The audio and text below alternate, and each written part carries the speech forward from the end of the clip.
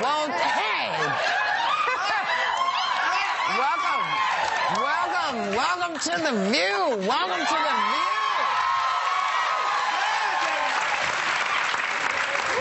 We got a brother on the corner over here that all we hear is, yeah, baby.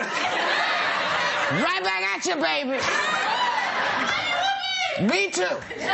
Now listen, the tabloids and gossip sites have been full of reports that Lindsay Lohan is falling to pieces over her breakup with Samantha Ronson.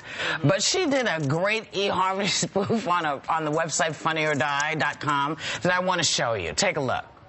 Hi, my name is Lindsay, and I'm searching for love. I'm recently single, I think, and I'm looking for someone who I can spend the rest of my life with, or at least the rest of my probation with. I'm looking for a compatible mate who likes a night out on the town, as long as he or she is driving, of course, likes ankle monitoring bracelets, and doesn't have family members quick to issue restraining orders. The perfect mate loves long walks on the beach, car chases on the PCH, antiquing, and passing out in Cadillac Escalades. So if you think you can handle a redhead with a little bit of sass, and by that I mean a redhead that's crazy, I mean, don't pretend like you don't know me. We've all read about it. We'll crash a few parties, a car or two, but at the end of the day, I promise you, I never lose my Google hits. Just my underwear. You know, I thought when I saw it, I laughed. I was really glad to see her doing it. I was really glad to see her just kind of giving the finger, if you will, to all of those talking heads out there who talk like they know her, like I'm doing now. I mean,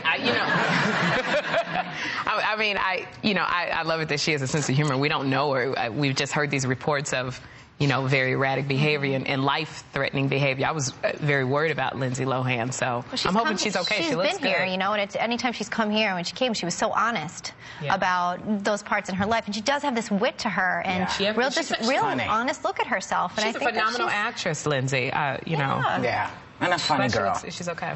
Nothing, huh? I have no opinion. What? I have no opinion on this. This is good. Do you think it's funny? You're a comedian. You think it's funny? She's doing a comedy. I mean, it was on Funny or Die, and she's just doing a spoof. It was mildly amusing, and I think that, all right, I'll give you my opinion. It was mildly amusing, and I think she did herself a service by always making fun of yourself is always the key. That's why comedians survive in this industry. See? We got an opinion out of you. You make fun of yourself. This is true. And there we go. Damn it, move on. Matthew Perry is here with us today. In his new movie, which is called 17 Again, he plays a grown man who becomes a teenager again and goes back to high school. Is that something you guys have ever dreamt about doing? Want to go back? Anything you'd want to change? Or?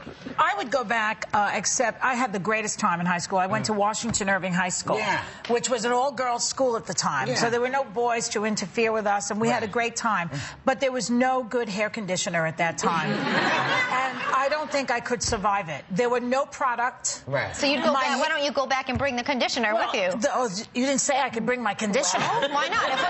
If you can go back, I'm sure you can bring the conditioner. Frizzies and my product, I would go back. You'd be okay. See, now a sister should have grabbed you. I know. Because we had the product. There were sisters. We had all the product. There were sisters in that school. Nobody tipped me off. They didn't know that you wanted it. I didn't know. I didn't know. All right. What about you, Cheryl?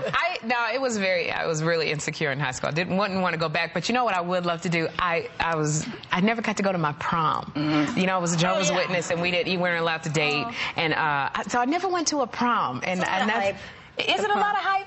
I saw everybody getting dressed, and they were getting in the limos with the flower and corsage, and I never got to do that. I didn't go. All your friends went. All my friends went. I didn't go either, but I had an excuse. We were in a high school with all girls, and all my friends were lesbians. Okay. Hello.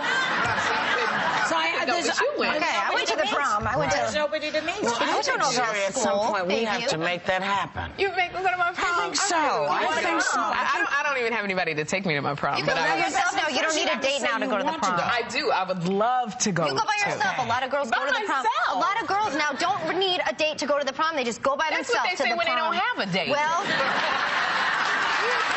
by myself. No.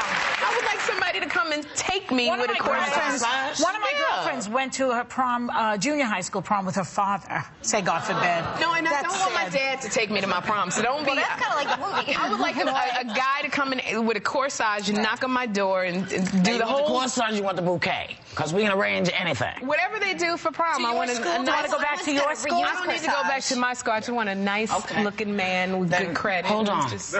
Yeah. Bill Getty? Wait, I believe we have it. Yes? Yes, you will go to the prom. I can't go to the prom. You want to go to the prom, and we will hook that up. But that's all right. Bill is the Messiah. He sets it up. Now, are you going to end up twittering from your damn prom? Because I probably will. everyone from CNN to celebrities are all over the place twittering. Ashton, yeah. But has it gone too far? Because scientists are now saying information from sites like Twitter comes at you too fast for the brain to process and can numb your sense of right and wrong. Really? This is what I'm told by the scientists. That's a good one. I don't know what it means. I will say there is a sense of, there's a more impulsive movement with Twitter. Right. You know what I mean? Think something, you write it. You want to tell something that just happened, you do. So there isn't maybe the that block beforehand. You just need a twilter, what I call it. Like What's a twilter? A twilter is like a filter for Twitter. Filter, yeah. Like Tim. Tim's my twilter. He's my twilter. So if I'm thinking, oh, I'm going to Twitter this, he'll say, don't write that. Well, did you have a filter on instant message? Isn't it the same feel? Isn't it instant? Well, this reaches massive. It reaches massive. And I ask my tweets. Tweets are like peeps. I ask my tweets. Before I came my Twitter, and I said, we're tweets. We're actually twisters. And some people say my twiggas. And I asked, what are the benefits of tweeting? And some people said, you can check up on your kid. You got my twiggas, the T word. That made me so happy. I can't even tell you. Twiggas. That word, by the way, has not been buried. I don't like it. Twiggers has not been buried. Twiggers. Twiggers. Sorry, I said twiggers. It is Twigger. But I asked some of them, and they said, it's access to your kids. You can do it. It's a one-stop shop for news happening at once. You get it all at once. From whom? Like from CNN, from Rachel from Maddow. CNN, yeah. Ryan Seacrest, Ashton Kutcher, Twitches. I'm Twitches. Maybe he does. Twitching is what happens when you haven't tweeted in a while. We have an earth-shattering news break. It is that fascinating. What is it? Joy Behar will now be Twittering. I'll join. She's going to do it.